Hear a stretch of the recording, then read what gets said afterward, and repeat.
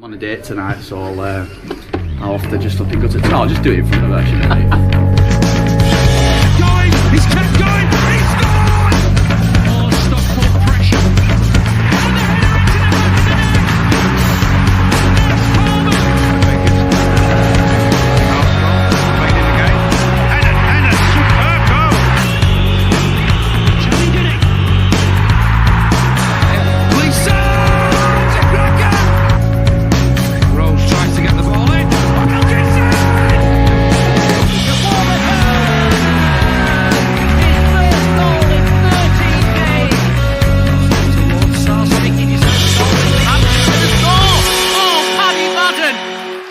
It's a five-star performance from Stockport County. All right, we got a small house, but we got a big bloody heart, I tell you.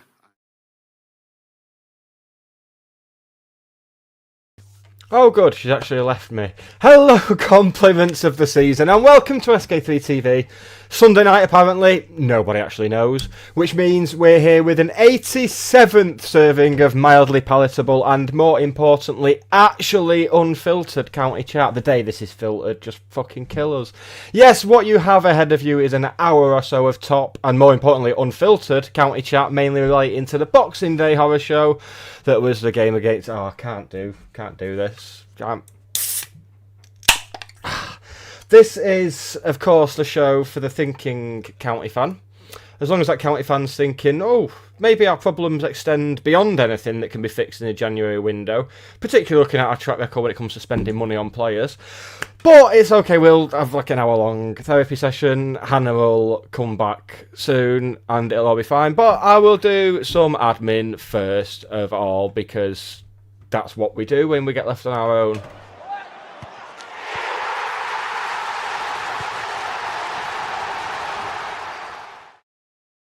Just missed an all-timer of an intro there, Hannah. Thanks very much. But I'll crack on with the admin. We are, of course, proudly sponsored by Blackbird Kitchen, on the pans at Gorilla Manchester, on the grills at Impossible Manchester, and on the fryers at Len's Chippy in Droylsden. Hannah, do some admin.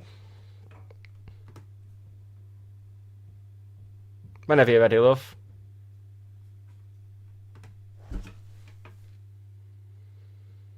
Oh, what a joy. Oh, fucking hate Christmas.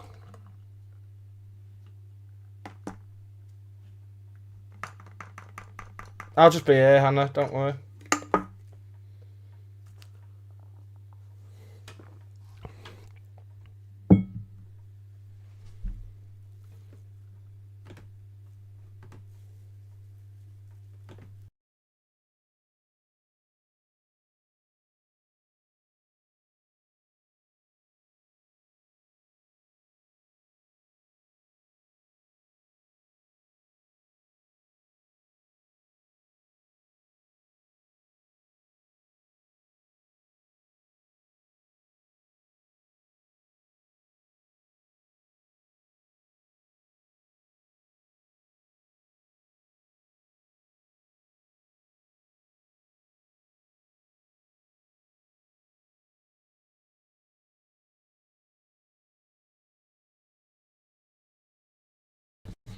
I'm back to the admin while Hannah's titting about, sorting her bits and bobs out.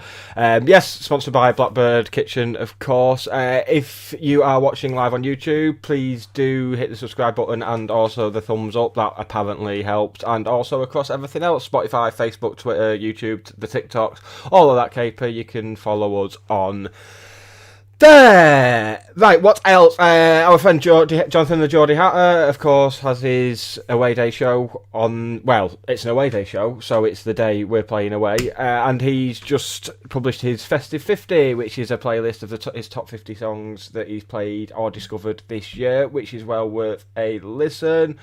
We will, as well as being live tonight, we will be live Tuesday night with a... look back at... Oh my god, I forgot we're playing tomorrow night. Look back at Monday night's game, and we will also be joined by County's media numero one, Liam Richardson. He will be joining us for a nice little review of the year that could get very depressing and, like, really, really toxic, hopefully. Maybe with a defeat tomorrow night, it might be time to write Richardson out on some bed sheets and greet him with that on Tuesday night. What could happen? Anything could happen. It's going to be fun. So I suppose, seeing as Hannah's not quite with me just yet, I think we will just have to get onto the football, because apparently that's what we have to do now.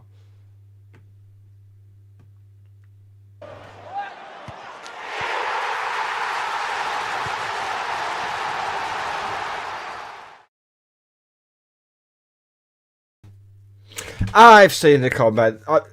The blind loyalty that we're apparently going to win tomorrow is... I mean, I know blind faith's a thing. I also know Doncaster's terrible form is a thing. Problem is, it could just be a victory for anyone but us and Doncaster, really. It could just be a case of they're terrible away, we're terrible at home. It might be a new record for the longest ever game, also shared with us and Doncaster. Really don't like being on my own. Where's Hannah? Just, oh god, it's normally me with the internet issues. But yes, on to Boxing Day, a game I was lucky enough to watch the stream of, because I didn't think I could be any more angry than I was watching the stream. I'd imagine being there in person would have made it a lot worse. Genuinely, it feels like, once again, because we've lost, it seems to get pegged as a terrible performance. Whereas we do this thing again of having like a 20-minute, half-an-hour period where we look good on the ball, look like the better team, and then just for some reason decide to, oh, please, please, please, God, oh, it's horrible when you're on your own. Really bad. No. No, Hannah. Anything, please. Please give me something, Hannah, before I die. Oh.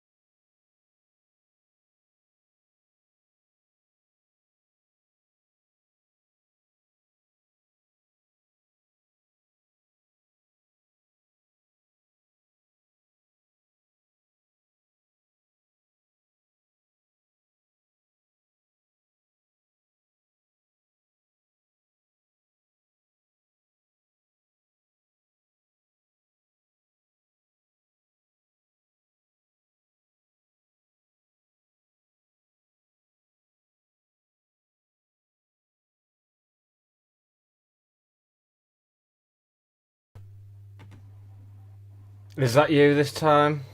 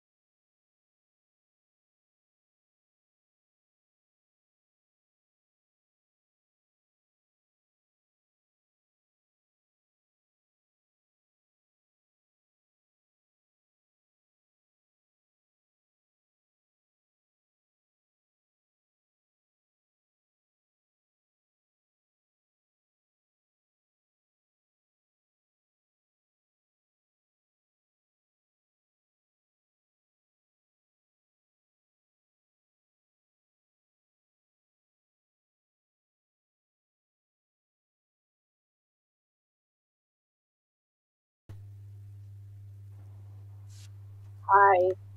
Is that it this time? I mean, it might be. Who Yeah, knows? I mean that looks like. I mean, you've already missed so much. You've missed a banger of an intro.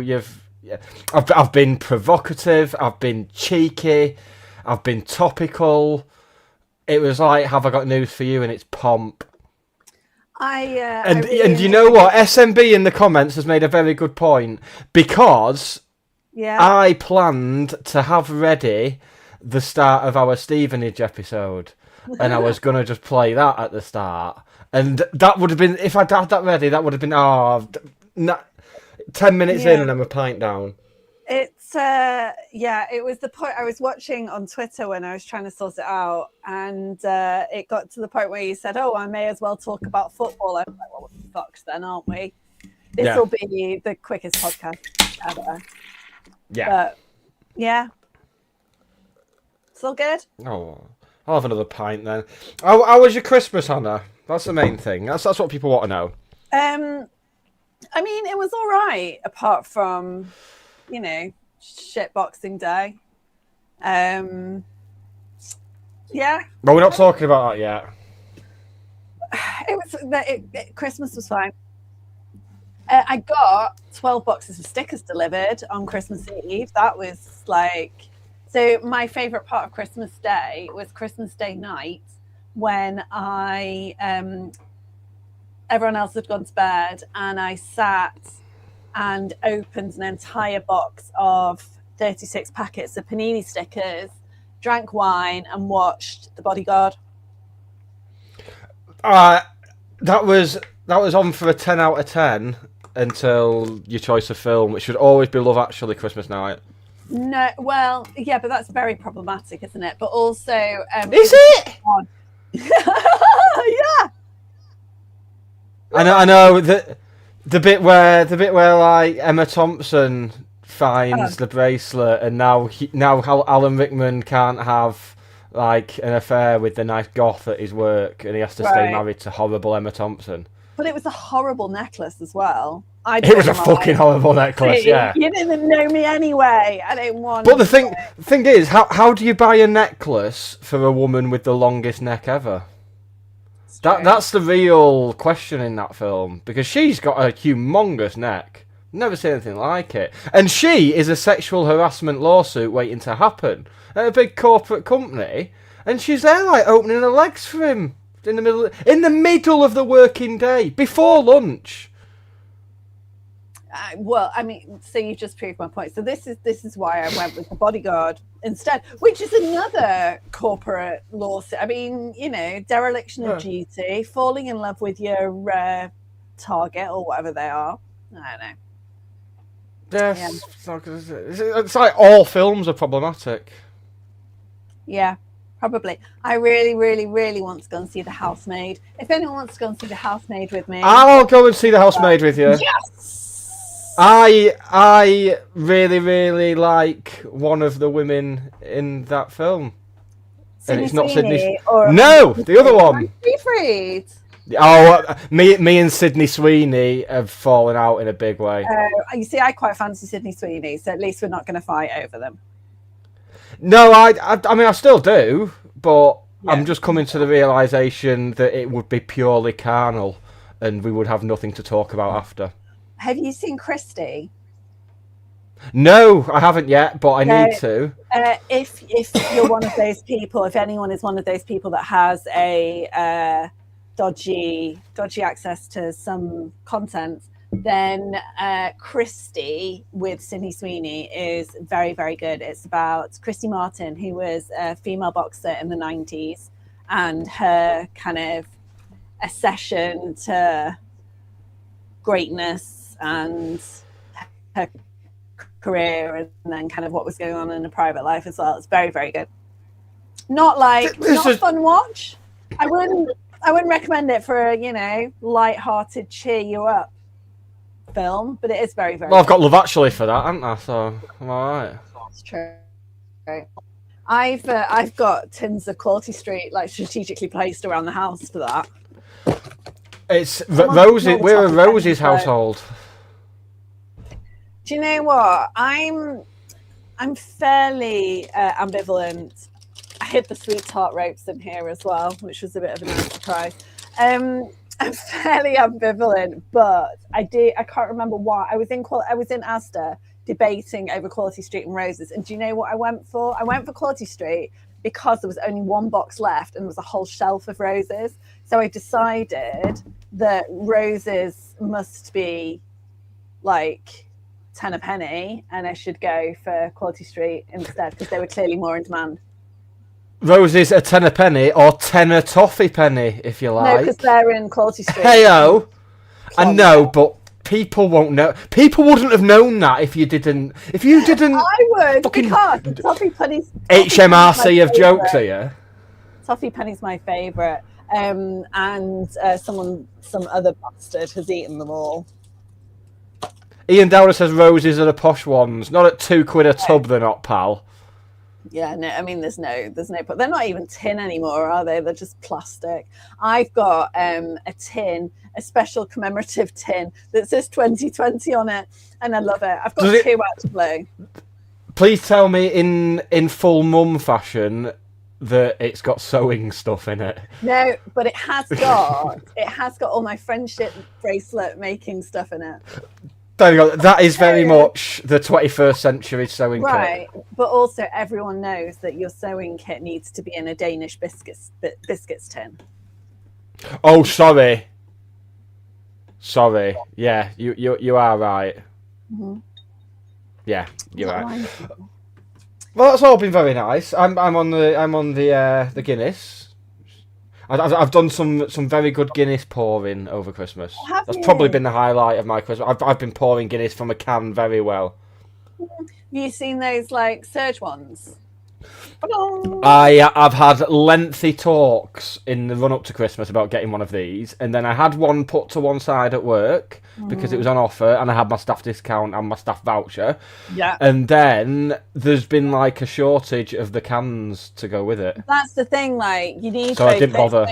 It's not cheap. Yeah.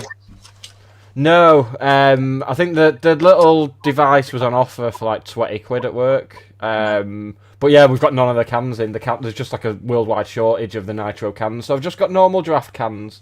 Yeah. It's been fine. Drinking it, it's fine.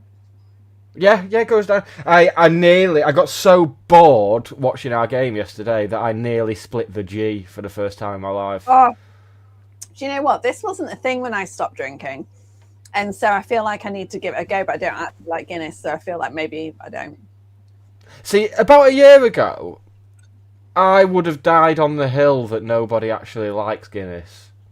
I was just convinced. I was like, no one actually likes it. People are just pretending to. But I would have this in my taps if they'd let me.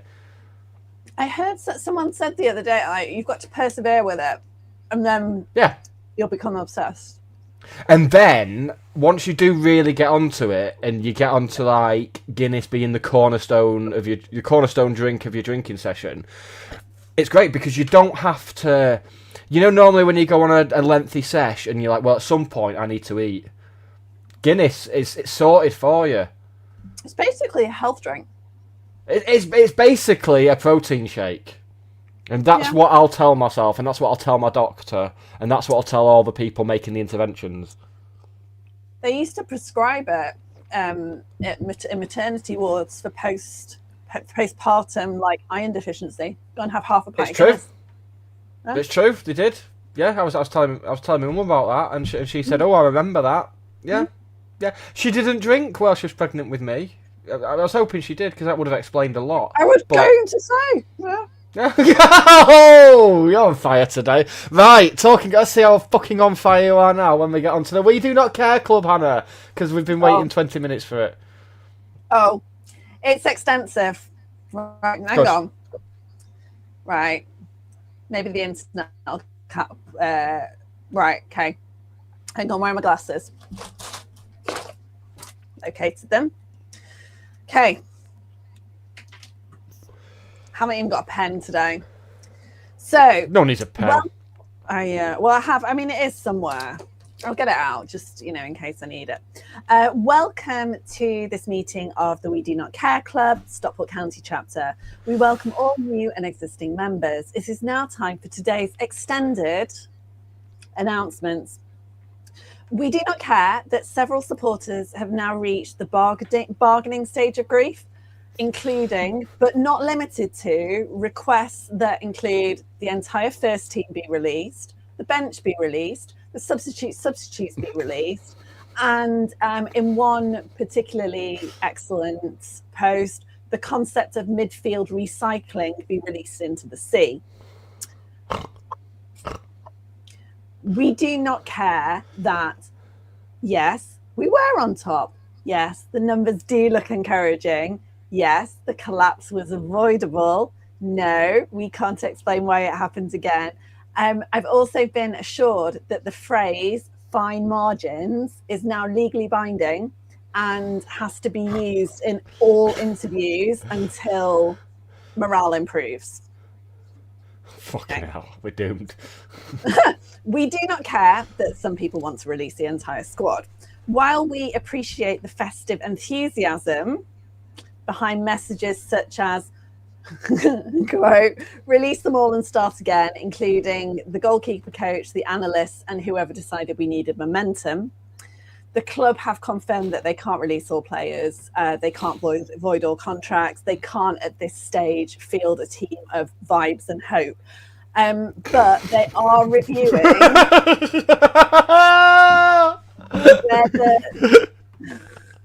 whether the phase we go again should be temporarily retired. I think permanently retired. I'm done with it. We do not care that emotions are high. Football is unpredictable, results fluctuate, and things could be worse. You could have tried explaining XG to my mum at Christmas.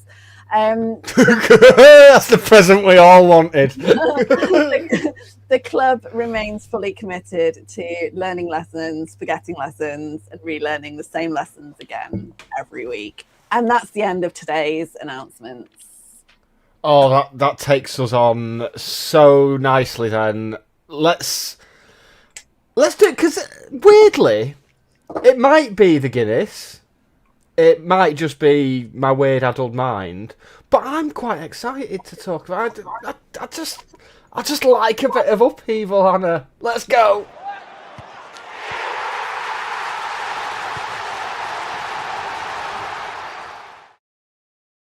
Genuinely, with all the moaning and legitimate moaning, let's not forget. I mean, there's a lot to moan about, which I'll get onto in a second. But don't get me wrong. There has been, as you've alluded to there, in the We Do Not Care, in a frankly fantastic We Do Not Care club, Hannah. People have taken it too far. Yeah, when you are saying, "Oh, release everyone," because despite everything.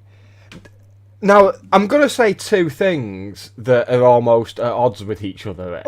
So firstly, this whole thing of, oh, well, let's get to January, we've got the window, we can put things right.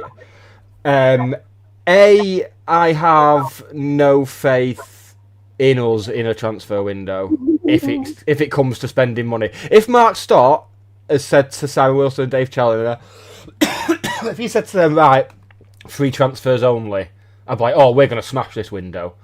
Yeah. But if we're planning on paying fees for players, I do not hold out much hope. And that said, I think our problems go beyond personnel at the moment. It's not just a case of, oh, let's plug some more players. Because I am not having it that Owen Moxon is all of a sudden a terrible footballer.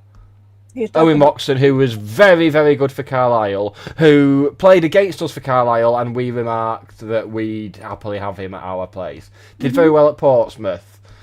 Got them in, was with them when they were in a position we're in now, and he got promoted. Did all right when he played for him in the Championship, but then they signed other players. He fell down the pecking order, and I'm not having it that he's just bad at football. It's just not. It's not the case. And I'm not saying that because we sponsor him for about another week. The Owen Moxon problem, the problem is that we are playing him. He's not someone that controls a game, and we've been asking him to control games in Ollie Norwood's absence. And that's not the player that he is. He's kind of more rotational.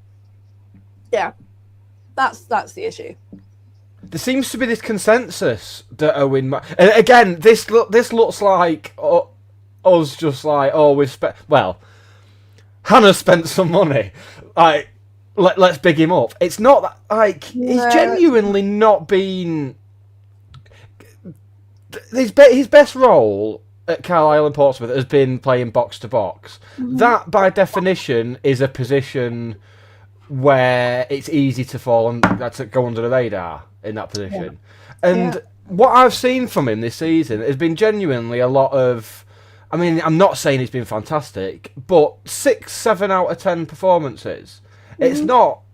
He's not been producing 3s and 4s like some people we could name.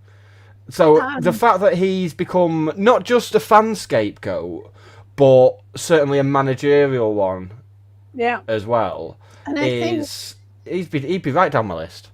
I think I strongly suspect that he won't be a Stockport County player. Sam Byrne basically confirmed it on Boxing Day as well. Oh, I didn't see him and who was the other one? O'Keefe will be going back to Barnsley by the sounds of it. But both of them, like, I was saying this to someone today, you look at their stats, like there was that example a few weeks ago where O'Keefe had been slagged off massively on social media. But the stats, he was the player that was creating, was the most creative player on the pitch. He was, his on-ball value was very high. It was the game before he then won man of the match and scored that goal from, halfway up the pitch.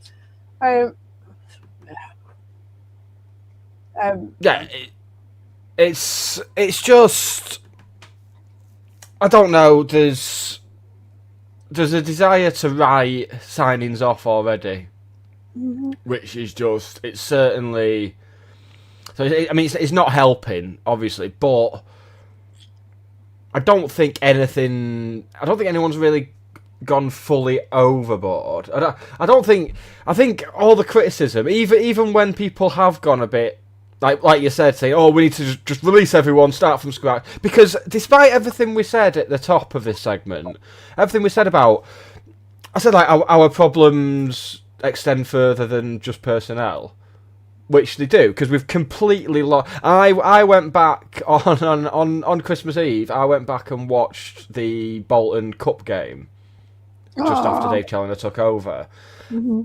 Now, so right. So, have you heard of Operation London Bridge? That was the thing for when the Queen died and what have you. And they had all this stuff in place, and then they didn't have to use it in the end because she died in Scotland, which is a whole different. I think that's Operation Forth Bridge, I think. So much like Operation London Bridge, I've got the podcast written for when Dave Challoner leaves. I've got all the segments sorted. I've got a segment where we talk about the 5 definitive Dave Challoner county games, and 2 of those Bolton home games. One of them the 5-3, one of them the 5-0, the Wrexham 5-0. That's 3. So I've got all that planned out, and it's really, really scary to me just how much we've deviated. I mean, it's one thing to deviate from what is not just become our identity, but it's the manager's identity. I used to, when he used to come and smack us across the park for Filed like twice a season, I loved watching them, even though they were fucking annoying because they were a much smaller club than us and they were pissing the league. Like, I loved watching them, and then we got that when he came. But it's just, I don't know. Is there an argument to say that perhaps, because we tried it last season, we tried to go to a more possession-based style, and then it didn't work out. We went back to doing what he does best, and we were flying after that.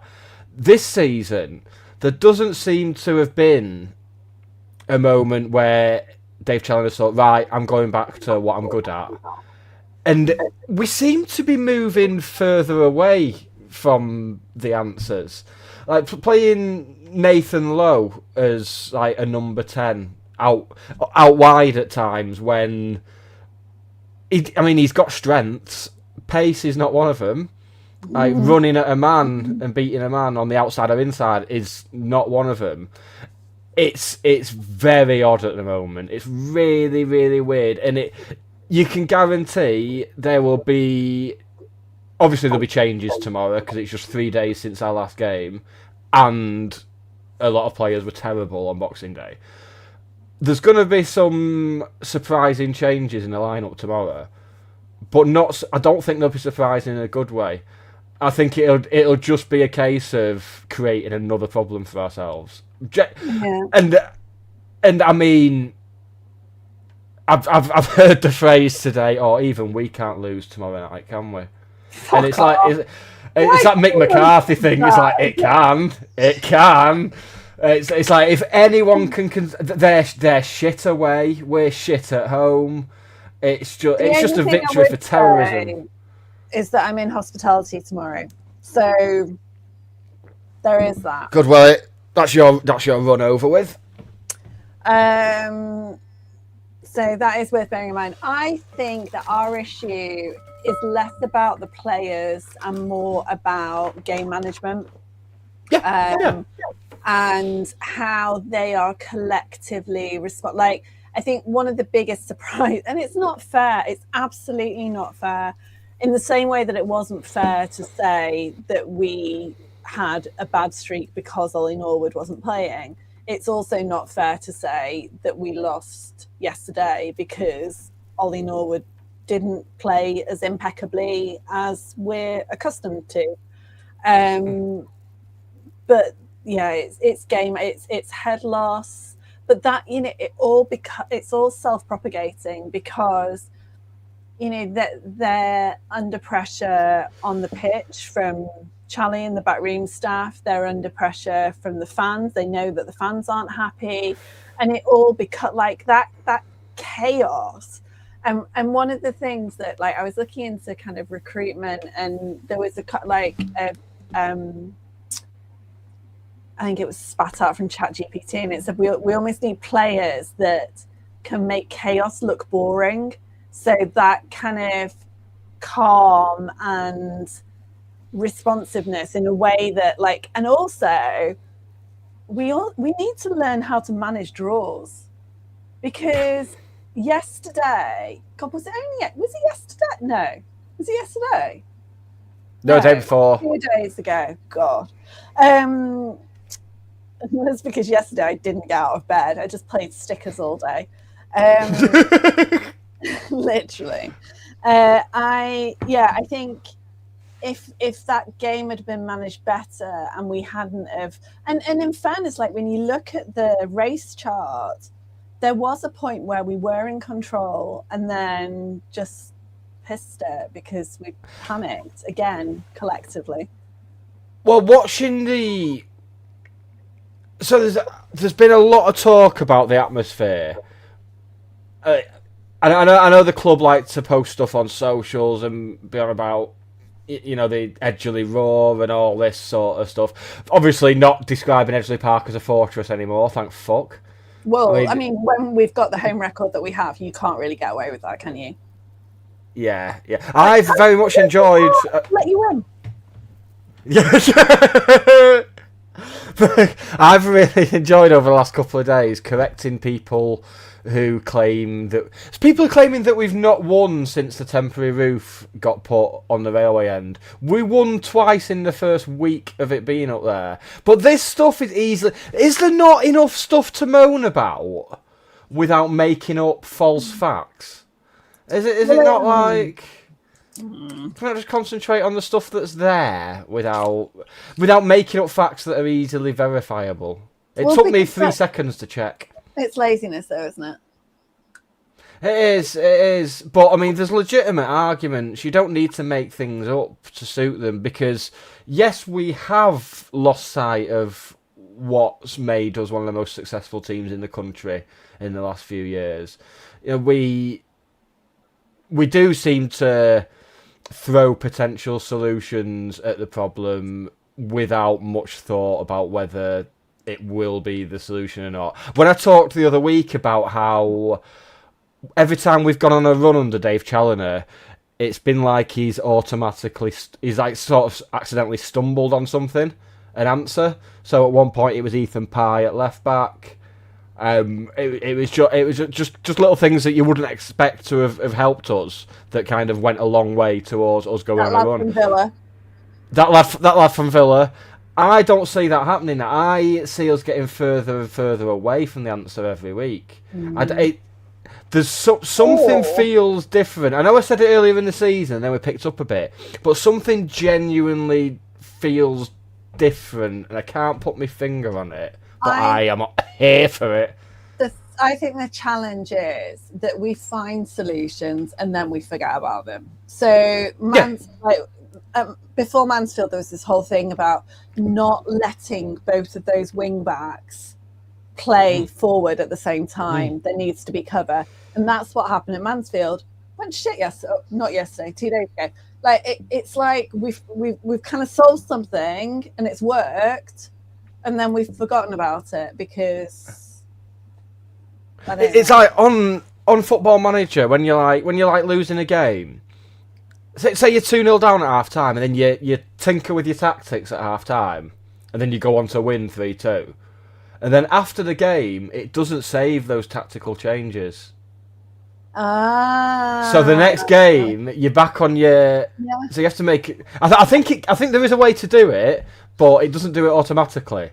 And it very much feels like that's what we're doing. Like we'll stumble upon something during a game, and then as soon as the final whistle goes, it's like have you seen Eternal Sunshine of the Spotless Mind? Yes, but not for. It's like that. It's like as soon as the final whistle goes, we get put in that room, get connected up to the thing, and just forget everything, because and then that just creates a whole.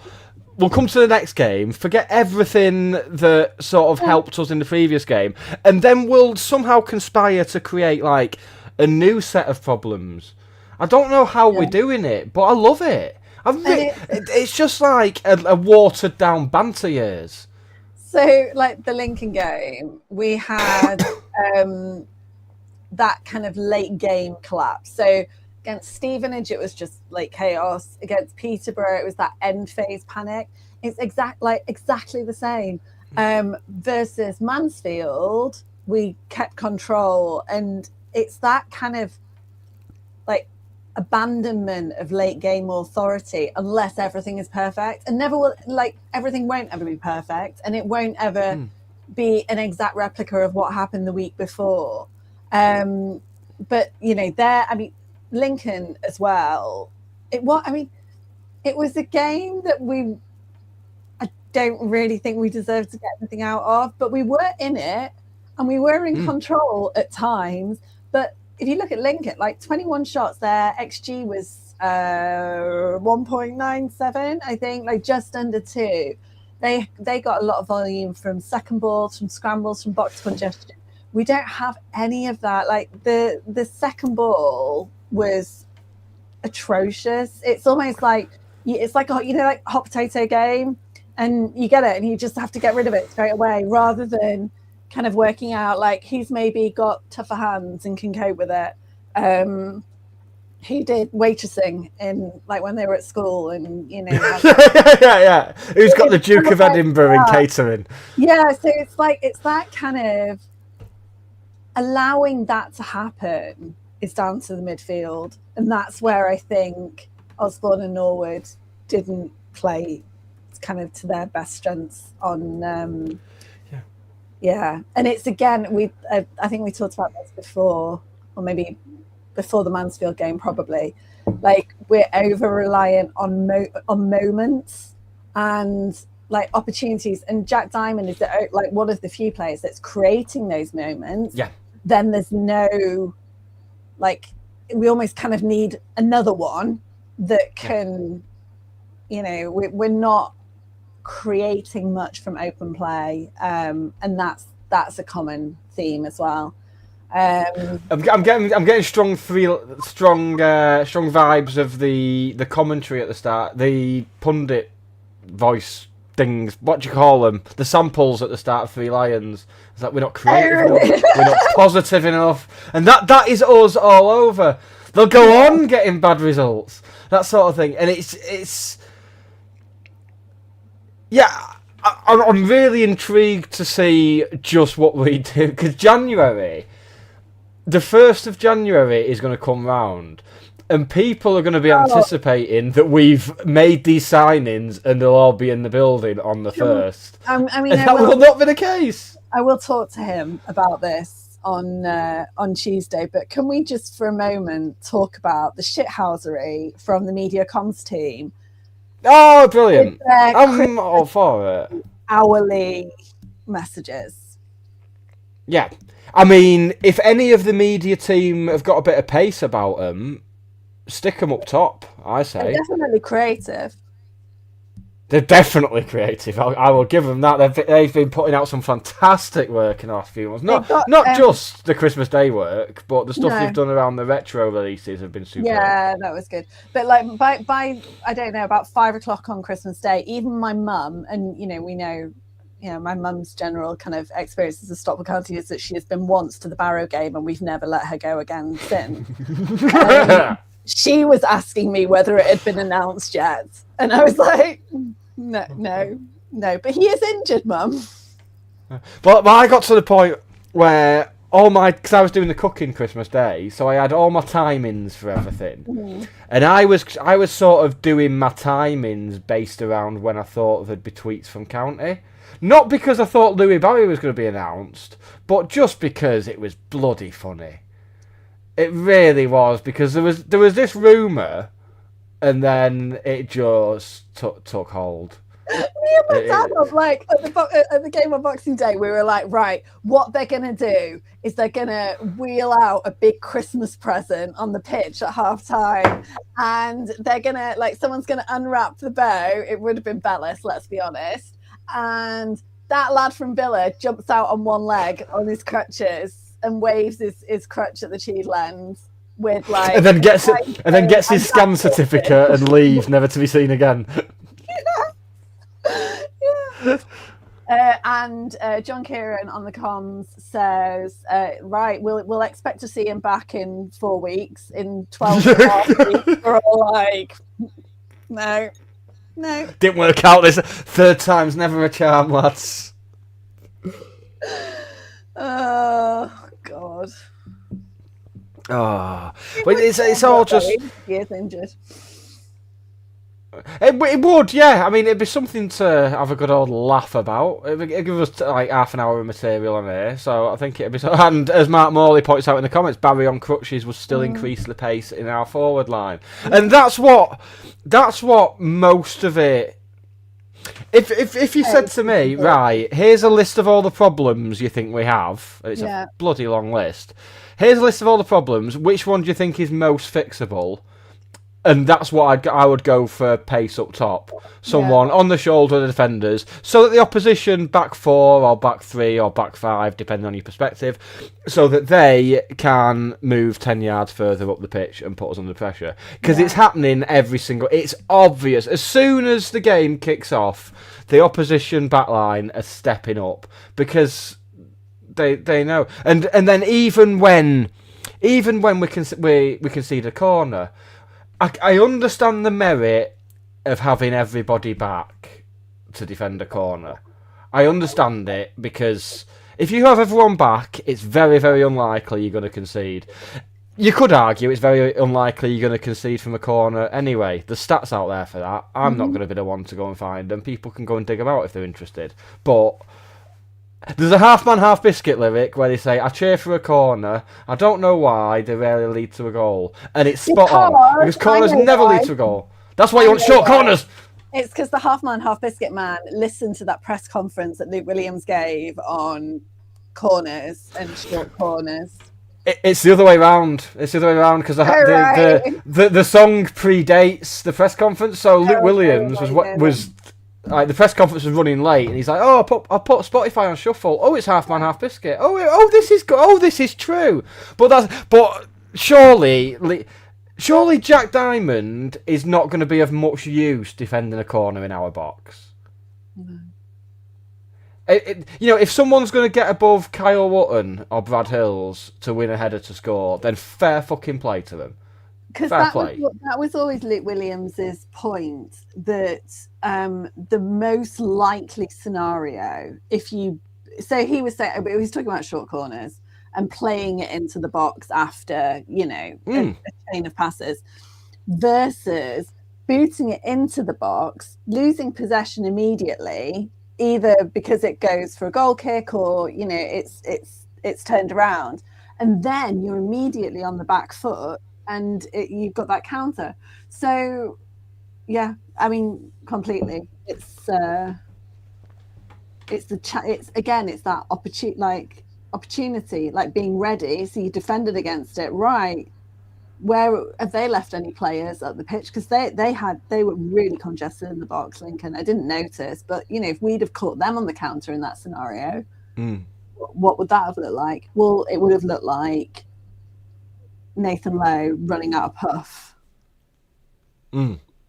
Honestly, I mean, to the untrained observer, to someone on the face of it, people will look and say, "Oh, they're sixth. What are they moaning about?" Yeah. But there's a very real danger that this time in 4 weeks we will not be. There's a very real danger that this time in 24 hours we won't be sixth. Never mind in 4 weeks' time. Yeah, I mean, so one of the things that I did was I modelled, like, if we had to sign 3 players, and I can't completely remember what they were, a midfielder, like a younger, faster Ollie Norwood, a left wing back, and can't remember what the other one was. I'll find it. But I modelled that, and even signing 3 players, maybe one was probably a striker, modelling those 3 players in only gives you a potential uplift of like 9 to 11 points. So, and that's kind of like now to the end of the season. So, that's not enough. Like, no. In isolation. And although the transfer window is coming at a good time, it doesn't answer questions about how Lewis Bates is going to be when he comes back, doesn't answer questions about what kind of player Artu Hoskonen is, if in fact he's a player, because he's a vibesman. Yeah, but we can't field a team based on hopes and vibes, Neil. Yeah, right, I mean, we'll come back to the Neil thing. We'll come back to the Neil thing later. But you can't. While we're on the Neil thing, Landman on Paramount. If anyone needs something to get into, it's on to the 2nd season. But the guy in its wife, Angela, is Ali Larter. She is like my favourite character ever. But there's a guy called Nate, and she insists on calling him Neil. Like, just. Oh, so that's me now. So I think that's where it came from. Sorry. No, I've been called worse. It's very, very, very, very good. Very, very good. What was I saying before you misgendered me? Don't know. I misnamed you. Don't dead name me though, because that's the thing people hate. Why? No, it's gone. I had a really good point to make. Oh, yes, you said you can't field a team on hopes and vibes. Yeah. I present to you every African team who's got out of a World Cup group stage ever. Thank you very much. Running. And Cool Runnings. Which so hopes and vibes, I think. I'd say you very much can run a team on hopes and vibes in fictional media. Well, and that's the problem. We're not in fictional media. Well, Cool Runnings is a true story, but they really don't win anything, do they? But I mean, it all goes like horribly wrong. They won people's hearts, Hannah, and is that not enough? We can win people's hearts in the FA Cup, maybe by being the plucky underdogs. Oh no, because we got knocked out of that by plucky underdogs. Virtue Trophy. I love the fanfare with which they revealed that ticket information is out there. Is that soon? I don't care. January 12th. January 12th. I mean... You may be the only one, Hannah. Are we playing Crew? No, we're playing Harrogate. No, we've played Crew. I will confirm to you now. Harrogate. I will confirm to you now that it is actually the. It doesn't say. I've got to go in the article to find out. It should say on the tweet, really. I'll ask Liam about that on Tuesday night. Harrogate, 13th, Tuesday the 13th of January. So I was only one day off. I am around for that. That's excited if you're into that sort of thing. 3 weeks today at exactly 10 to 9 in the evening, because it won't be 10 to 9 in the evening in actual Florida. I'll be at Disney World. And I won't give a shit about... Yeah, I've submitted a leave request, I think. Yeah, no, I didn't notice the Disney World, though. If I'd known, it wouldn't have got approved. No. I'll say, go somewhere else. I'm going to Disney World on the Sunday because my friend's got me free tickets. And then we're going on the cruise on Monday. So, from that side of the woods, we're going to... I didn't learn. Oh, we're seeing him tomorrow. I know. Are you coming playing out before? I mean... Oh, for fuck's sake. You know what? This has taken away the best years of my life. Because I have had questions. Right. Oh, I'm going to go for some drinks on Monday. Do you want to come? Yes, I'd love to come. What are you doing and where are you going? Oh, I'll be in this godless place in Stockport from about 2ish. Oh, great. I'll probably be there, but I'll text you beforehand to let you know. That's as difficult as it needs to be. Do you know how many questions I've had to field? It's madness. The world's gone mad. It's like people can't do things for themselves anymore. And they're in the comments now because they know it's going to annoy me. I'll be there. If other people are there, they can be there. I'll be there. I know who... The real ones will be there. I know who's going to be there. That's why I'm going. Mike wants to do stickers. Oh, fuck it. Another thing to... I mean, I'll be bringing mine. I've already... I mean, me and Mike have already organised a swap deal that will be taking place. He's having my county badge shiny, and I'm having his League 2 trophy shiny. Shiny for a shiny, Hannah. If you lot are swapping like shiny for a non-shiny, then it's a lawless hellhole, this whole swap thing. I give away. I gave away shiny balls today, just for vibes and free mulled wine. Yeah, I did that and got arrested. So you can't paint them for Christmas. People don't like it. They hate it. Oh, so on the face of it, with yesterday, with people looking from the outside and going, well, the sixth, and they lost in the last minute. But it's very much an element of sort of seeing the iceberg. Sort of knowing that there's going to be a late defeat coming because we just can't do the basics. Arguably, like Lincoln are a team in very good form at the moment, and historically we don't do brilliantly against Lincoln. We came from 2 down towards the end of the season last season. We lost away. Yeah, it won me loads of money. That was great. I won money on Boxing Day. I did, yeah. We won't talk about what bet we put on. I think mine are fairly... do you know what? BBC rang me. So Kieran, the producer, doesn't even say hello anymore when he rings. He's like, hi, Hannah, happy Christmas. And then we'll have like a bit of a chat. And then he'll be like, do you want to come on later? I'm like, yeah, okay, that's fine. Guess what happened? We didn't win. They didn't call me again. Do you know what, Hannah? The same thing happened to me. Oh, really? Exactly the same. They do not like it. It's very much symptomatic of the way that football media is going in this country. Because I had the misfortune to turn on Sky Sports News the other day, and that was a bad 10 minutes. that was not good. Do you remember the days when if you wanted to watch a YouTuber, you'd have to go on YouTube? Yeah. No, not anymore. No, that they're infiltrating our homes now, Hannah. And they don't get, when they get introduced on the show, it's never like, oh, this is Neil Davis. Oh no, they get announced by like their screen name or whatever, and it's the most cringe thing ever. Oh, this is Titty 20 off the YouTubes. Oh, it's horrible. And none of them, apart from Neve, aka Stumpeg, have anything interesting to say. Like, none of them.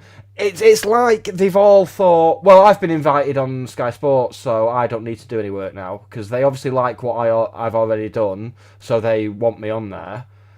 And they just don't do any research and stuff. And they'll say things about the Premier League that I, as someone who has watched about 5 Premier League games in the last 15 years, know straight away to be untrue. So if I know that these facts are not correct, then surely people who support one of them teams will be like, what on earth are you on about? And I don't like the world. I don't know why people would put themselves forward for things like that as well, because like you get the phone call and you're like, no, I don't really think that I am qualified to speak to that. Why don't you ring my friend Nick? You know, when it was like the Spennymoor Town thing, like, I don't know. Yeah. Well, I've stumbled upon the problem there. Sky Sports News pay them. That's the... Oh, shit. Well, whereas we're doing it for good vibes. We are coasting on vibes. I think that should be the title of the show. Good, because I've been putting together some New Year promo stuff, so I'm just going to make a note of coasting by on vibes. Do you think there's an element? Oh, I went very high pitched there for a second. I felt very intellectual. It's a lot more high pitched than I thought I could go. Oh God, it's like it's like a reverse Howard Jones then. Oh, don't get me started on him. He can solo. He didn't even sing that song. That song that he's famous for, he didn't even sing. Get him off. Howard Jones, when they were doing the Snowman, when they were recording that bloody song off the Snowman, his voice broke halfway through, so he couldn't do it. So they had to get someone else in to do it. It's like a Milli Vanilli situation. Wow, did not know that. Yeah. And he's just everywhere. At least Noddy Holder actually sang his. Yeah. Do you reckon like 1st of December comes around? I reckon Noddy Holder's family are like living in poverty. And then as soon as he gets his first royalty check on the 1st of December, he's like, all right, stick that heating on. It's like Hugh Grant in About a Boy. Yes, yeah, exactly, yeah. That's the life that Noddy Holder's. Yeah. Do you know Slade were playing? I don't know if I think it was last week. Slade played in Manchester, but it's without Noddy Holder. Yeah, it's like the time I went. It's like the time I paid £40 to go and see the Undertones, and then Fergal Sharkey wasn't singing with them. Really upset. To tell you about this. So I get like seat filler, invitations to be a seat filler, and the Slade thing was on one of those. Of course it was, because who's going seeing Slade in 2025? That I keep feeling like that they would appeal to you. I'll next time I get one, I'm genuinely fascinated by the whole seat filler thing. I read a lot about it on Pop Bitch. Pop Bitch was how I found out about it. Because you're not supposed to talk about it. She says talking about it on podcast. Yeah. To the extent that I got tickets for my mum, Sophie, and my dad to go and see 13 Going on 30, the musical, in Manchester. And I said to my mum, like, oh, I'm not supposed to talk about it, but I got them through the seat filler website. And my mum was like, oh, yes, is that like whatever it's called? And I was like, yeah, like you didn't think to tell me. She's like, oh, no, we can't talk about it. Brilliant. Like, or just 13 going on 30 under embargo. Yeah.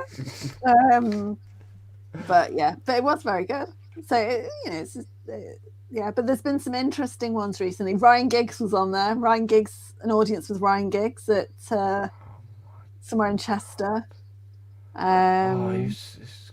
Why would anybody go to see any of the class of 92 when you can just watch the overlap? Well, because you get to meet them, don't you? Oh, do you? Yeah. Oh, It's like the one bad night for the females of Chester.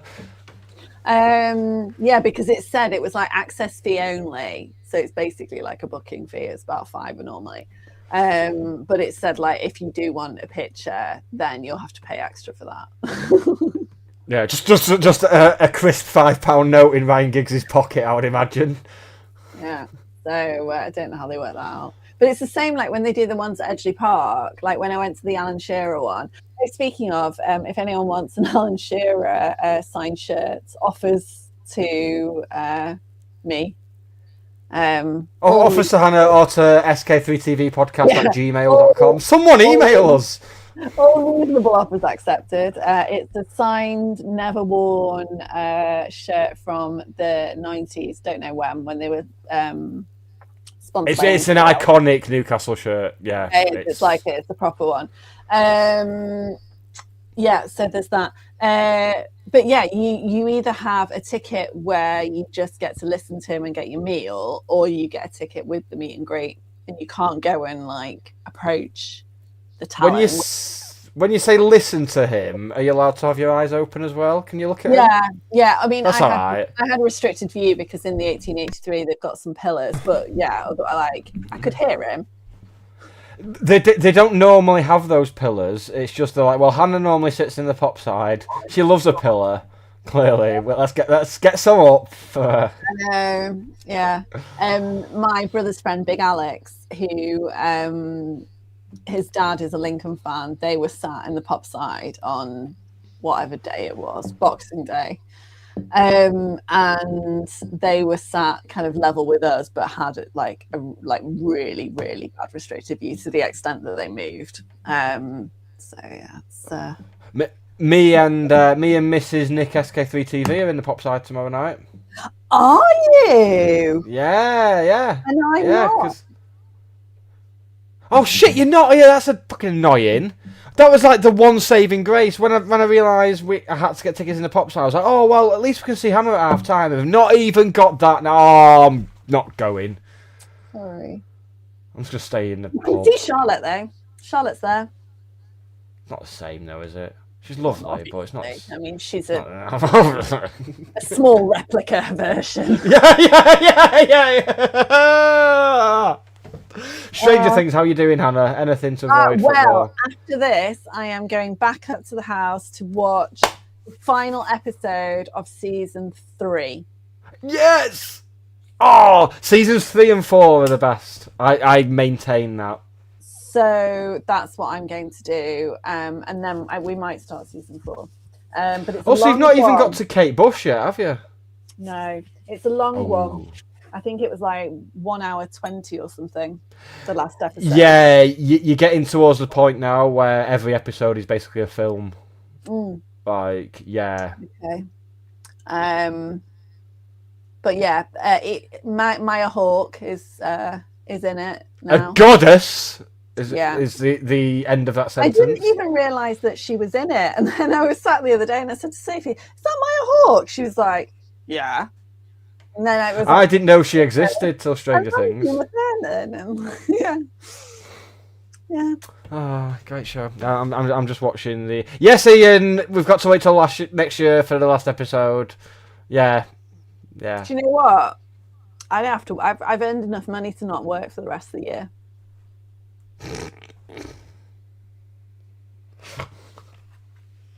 So is Malik Mothersill. Don't want to show off, but bless him as well, right? And while we're on, sorry, we're on work for the rest of the year. I finished work for this year now. There we go, done. Carry on.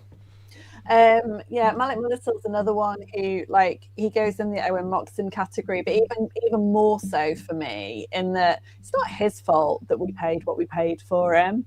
No, he didn't set the fee or anything. No, and by all accounts, it's not even Simon Wilson's fault. It's Mark Stott's fault. Yeah. So, stop interfering.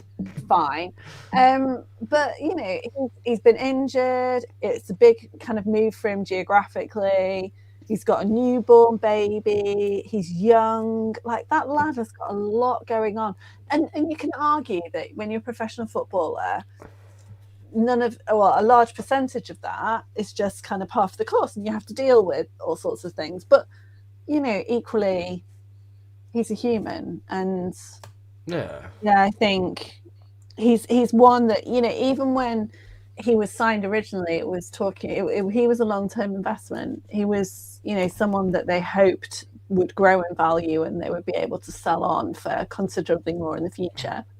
And maybe that's the thing. But I think that the problem is the optics of sending him out on loan are not good. Oh yeah, it'd be ridiculous. Yeah, and we shouldn't even be entertained. I know a lot of people seem to think that'll be, but the thing is, if we do send him out on loan, we can't have him till the summer. You can't. Unless we send him to non-league, which should be frankly preposterous, given that there are championship sides after him in the summer. Yeah, it would be, to send him to non-league would be absolutely mental. We just need to play with it. But a lot of the problem is, it's a shame. As much as I'm excited for the day out and an evening game at Christmas under the lights, I'm really excited.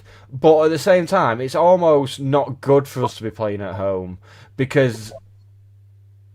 I don't even. It's like a chicken and the egg thing. It's like, well, is the atmosphere terrible because the players aren't giving us anything to shout about? But then you think, like watching the stream yesterday, we got back into the game, and then let's just say some of the choices of songs coming from Upper Tier 3 were very fucking odd, considering the players had quite clearly reacted to the fans being behind them and we're starting to build up a head of steam, and then to hear songs about the owner of another club being a sex offender and one of our fans being on the piss. I didn't even hear that. It's fucking weird.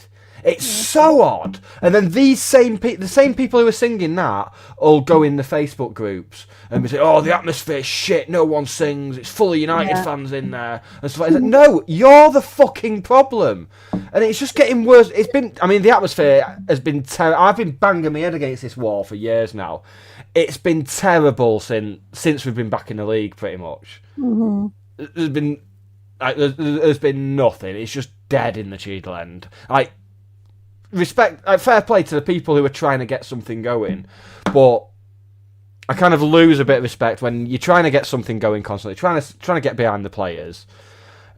A large part of it, they've created songs for players who, under normal circumstances, would not have warranted their performance. Would not yet have warranted that. But it's that thing of trying to build players up when they need a lift. And fair play to them, they've really tried with that, but then they just undo all of that with just some weird choices and the whole stamping on the Burnley fan thing that no one apart from people who've been going for years these, as much as it is annoying that new fans will come and not get involved, not embrace it and not sing, at the same time they need something that they can sing along to and that is accessible. There's an element of that, but it's just the whole chicken and the egg thing. We're expecting Malik Mothersill to play himself into form when the second he tried, and he is a player who'll try things because that's why we signed him. He's an attacking player. We want him to try something a bit different because whatever we're doing isn't working.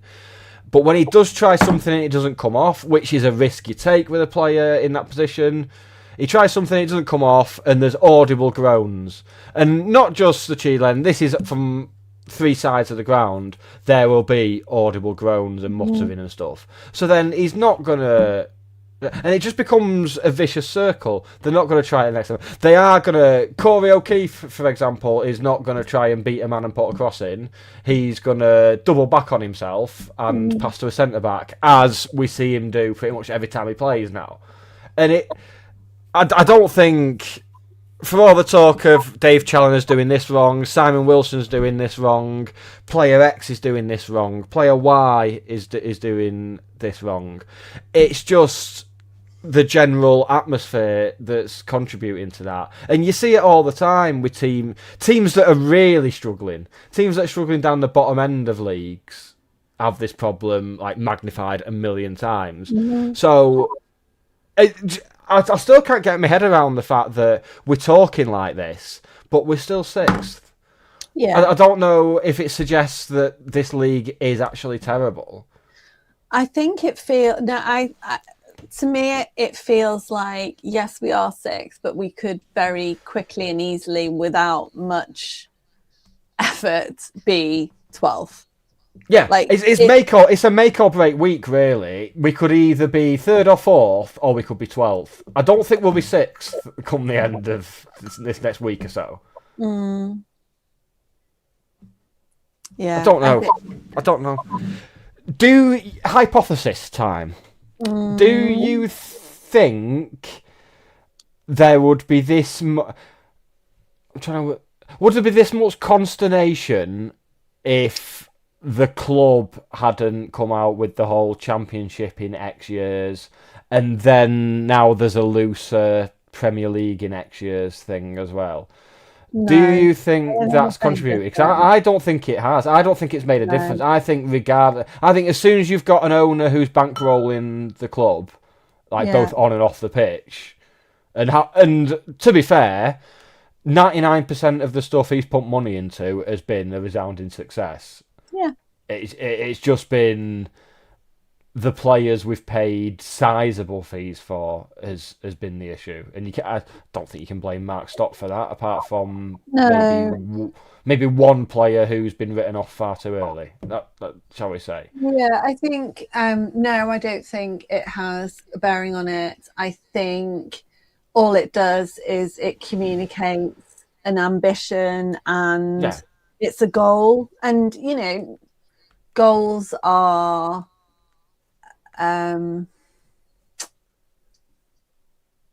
They should be realistic, but they should, you can have stretch goals, and just putting it out there kind of communicates that that's the trajectory that he wants to aim towards. But if you don't hit goals, I don't know, at my company, you don't hit goals, you don't get sacked, you don't. You look at why you didn't meet those goals. You look at what you need to do differently. What will the consequence be if you continue to not meet that goal? But they're a statement of intent rather than a kind of binding commitment for anything. And this was my concern at the end of last season, that we were so close, and you don't know what the new season is going to throw at you. But in the same way, I don't think that Lincoln will still be second come the end of the season. I don't think that. Well, you see, Darren Moore's been sacked for Port Vale, but Donny, I wouldn't expect to be where they are at the end of the season. No. And then this week we've got Reading and Northampton. Reading played an absolute blinder again. Yeah. And got battered. So, there's just so much. There was so many goals scored in League One on Boxing Day, and there doesn't seem to be any rhyme or reason for determining what side of that goal haul you're on. So, it does feel like about half of the league is in a false position, ourselves included. But I think the next couple of weeks will tell us whether our false position is lower than we should be or higher than we should be. Yeah. Like I say, it's quite possible we could be in mid. And I mean, there's been talk over the last sort of 36, 48 hours, and it's almost a conversation. I had it on the list of stuff to run through for tonight. I thought, I should have put this on there because it does seem like a stupid conversation. So the subject is that of the manager's future, because it genuinely. I mean, the amount of credit he's got in the bank is staggering. He's got a ridiculous amount of credit. He can be forgiven a transitional season. Yeah. Where we maybe finish mid-table before regrouping, rebuilding and being up there from the start next season. But given that the talk at the end of last season was about evolving and upgrading, which 6 months in, I don't think we have upgraded. I think a large portion of the fan base would agree that we haven't upgraded in the positions we really needed to upgrade. Chiefly wing back. I think both sides would be that. But again, Owen Dodgson. No. When we signed Owen Dodgson, not one single person. Now, when we signed Lowe, I said that I didn't think it was what we needed. I don't think he was the type of striker that we needed. Dodgson, there was none of that with Dodgson. That was unanimously a fantastic signing. We'd seen him against us for Burton in the second half of last season. He'd had a good game when we beat him. He seemed to have done well. He was instrumental in them pulling themselves away from relegation. But all of a sudden, he looks like a competition winner playing for us. So, but with... That's all well and good saying, well, it is fair to... He does deserve this season, because he does. He absolutely has earned the right to see how it plays out by the time May comes round. But it's all well and good us saying that, but I don't think Mark Stott will be of the same opinion, given the money that's been put in. And I mean, we've basically broke our transfer record twice in the summer, and still not got the best out of those two players. And that's even before you get onto the other players we signed that just not. It's not even that we've signed players and they've not worked out. We've signed players and it's not worked out so far.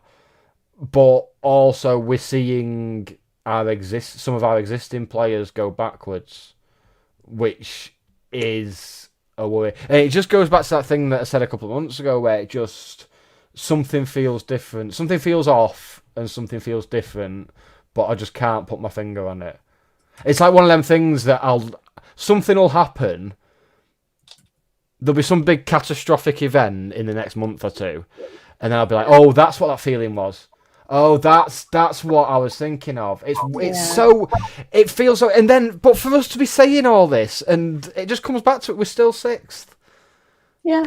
It really baffles my head. I can't come to terms with it. I don't think I have the mental capacity to process all these feelings at the same time. And I'm starting to see why people paint things as either black or white. I'm starting to see why, because it's a lot easier.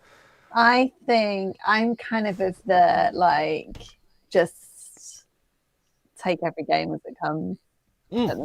I think. And, I would look at, a block of games and be like, right, I think we're going to get, 6 points out of these available 12, let's say. But then, if you look at the last few, then I would like Mansfield. Yeah, I mean, it'd be nice to get a point, but we probably won't get any. Lincoln, probably, maybe let's hope for a point. So the net, we're still the net. We're net 2 up on what I would have kind of hoped for. Yeah. So that it's not Donny. Yeah, probably 3 points there. Good. Okay, tick. Stevenage, we don't do well against Stevenage. We lost them away, I think, last season. I can't remember what we did at home, but again, they're not. These teams that we're playing, and particularly Lincoln and Stevenage, they're up there with us at the moment. Yeah, I mean, even yesterday, when the board went up for second half stoppage time. It was 1-1. You think, well, this is a good result. This is a good result, and then just one moment. I won't say moment of madness, but just naivety, possibly. Again, yeah, yeah. We were so defensively, we were so reactive yesterday, and that was just another example of that. Yeah, it does feel like that. Yesterday, not yesterday. It's because I'm so used to doing this on a Sunday night when we're talking about Saturday. Oh, I know. It's and then we've got another one. We've got another show in 2 days, which is going to be even more confusing. Yesterday. Oh, I know what you mean now. Yeah. Yeah. The game will have been yesterday. Yeah. I've got really confused for a minute then. Oh, right. Is there anything else to be said before we go? No. But if anyone sees any of us tomorrow evening, just treat us, Buy us a drink, and check we're hydrated, and yeah. Well, I'm getting to this godless place for about 2ish. If people are going, that'll be good. I know people are going. Is that what it's actually called? This godless place? Yeah. Okay. Yeah. Good. 50% off food, Hannah. I know. I did. I have. Yeah. Good. Well, I'm glad we cleared that up. Sorted. Right, we will be back on Tuesday night when our guest will be Liam Richardson. Maybe. I've told him that if we lose, we probably won't bother. So. Yeah, probably for the best. Yeah, but no, we can do a nice little review of the year, and he can pick out his top 5 tweets, what he's done. Yeah. Okay.